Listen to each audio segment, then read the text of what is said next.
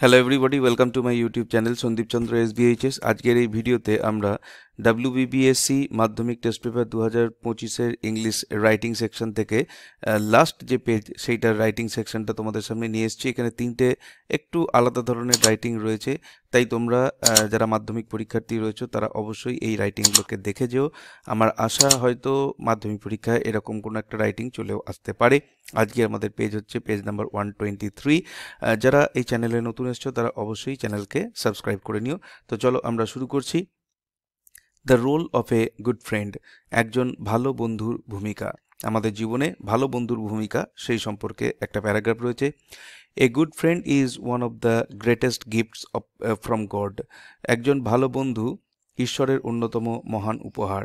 A true friend enriches our lives with love, support and understanding.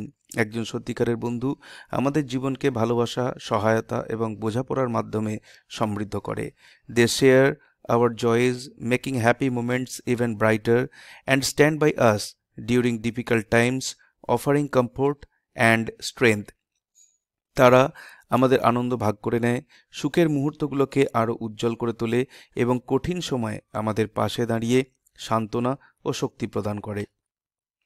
A good friend is a companion who listens to us, encourages us, and helps us grow into better individuals.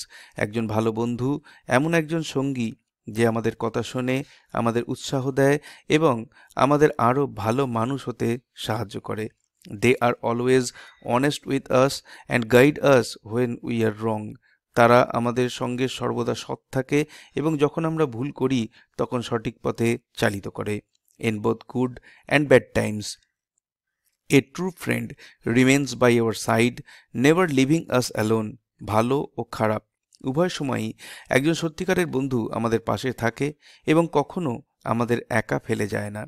A good friend is like a treasure, rare to find and precious to keep. একজন ভালো বন্ধু এক অমূল্য সম্পদের মতো, যা পাওয়া কঠিন কিন্তু রক্ষা করা অত্যন্ত মূল্যবান। Life becomes more meaningful and beautiful with a good friend by our side.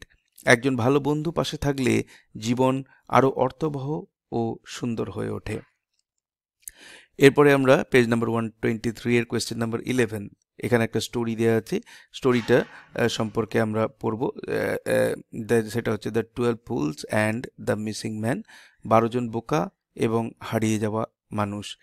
দেখো, once 12 fools went on a tour. একদা 12 জন বোকা ভ্রমণে বের হলো। They had to cross a river on their way. তাদের পথমধ্যে একটি নদী পার হতে হলো। After crossing they decided to count themselves to ensure no one was missing. নদী পার হওয়ার পর তারা ঠিক করলো নিজেদের গণনা করবে যাতে কেউ হারিয়ে না গিয়ে থাকে।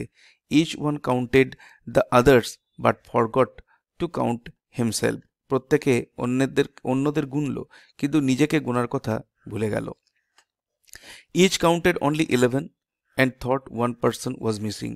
প্রত্যেকে মাত্র 11 জনকে গুনে ভাবলো একজন হারিয়ে গেছে। They became worried and started thinking, or এখানে ওয়ার্ডটা দিতে পারো arguing, one of them had drowned.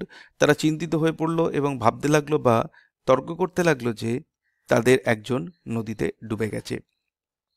A passerby saw them and understood their problem. একজন পথচারী তাদের দেখলো এবং তাদের সমস্যাটি বুঝতে পারলো। He smiled and asked them to stand in a line. সে হেসে তাদের এক লাইনে দাঁড়াতে বলল। He counted each one loudly, touching their heads. সে প্রত্যেকের মাথায় স্পর্শ করে জোরে জোরে গণনা করল। Finally he said, there are 12 of you. অবশেষে সে বলল, তোমরা 12 জনই আছো। The fools felt relieved and thanked the passerby for solving their problem.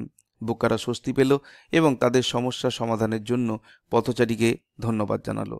Moral of the story, think carefully before making conclusions. নীতিবাক্য হচ্ছে সিদ্ধান্ত নেওয়ার আগে ভালোভাবে চিন্তা করো। এরপরে 123 পেজের কোয়েশ্চেন নাম্বার 10, এখানে একটা প্রসেস রাইটিং রয়েছে। সেটা হচ্ছে হাউ এ প্ল্যান্ট গ্রোজ, কিভাবে উদ্ভিদ বেড়ে ওঠে। দেখো, a plant grows through several steps.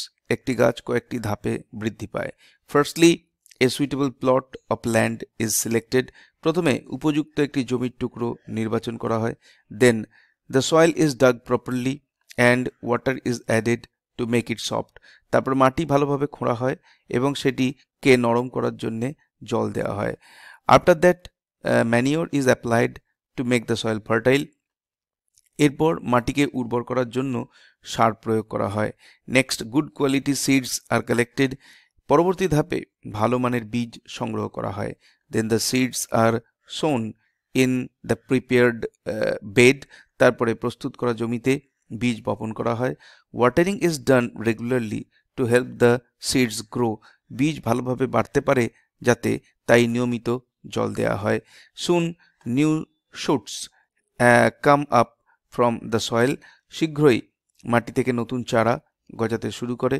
Now weeds are removed so that the plant can grow properly. এখন গাছ যাতে ভালোভাবে বেড়ে উঠতে পারে তাই আগাছা সরানো হয়। Finally the branches and leaves spread and the plant grows fully. অবশেষে ডালপালা ও পাতাগুলো ছড়িয়ে পড়ে এবং গাছ সম্পূর্ণ বড় হয়। Thus a small seed turns into a healthy plant. এইভাবে একটি ছোট বীজ একটি সুস্থ গাছে পরিণত হয়। এই ছিল আজকের ভিডিওর বিষয়বস্তু, যেখানে আমরা WBBSE মাধ্যমিক টেস্ট পেপারের পেজ নম্বর 123 অর্থাৎ লাস্ট যে পেজ, সেই পেজের 3টি রাইটিং এখানে সলভ করে দেখালাম। ভিডিওটি ভালো লাগলে অবশ্যই এটাকে একটা লাইক করো। চ্যানেলে নতুন এসে থাকলে চ্যানেলকে সাবস্ক্রাইব করার সাথে সাথে পাশের বেল বাটনে প্রেস করো, যাতে করে পরবর্তীকালে এই ধরনের ভিডিওর লিঙ্ক তোমরা সরাসরি পেতে পারো। দেখা হবে নেক্সট ভিডিওতে। Till then goodbye and thank you.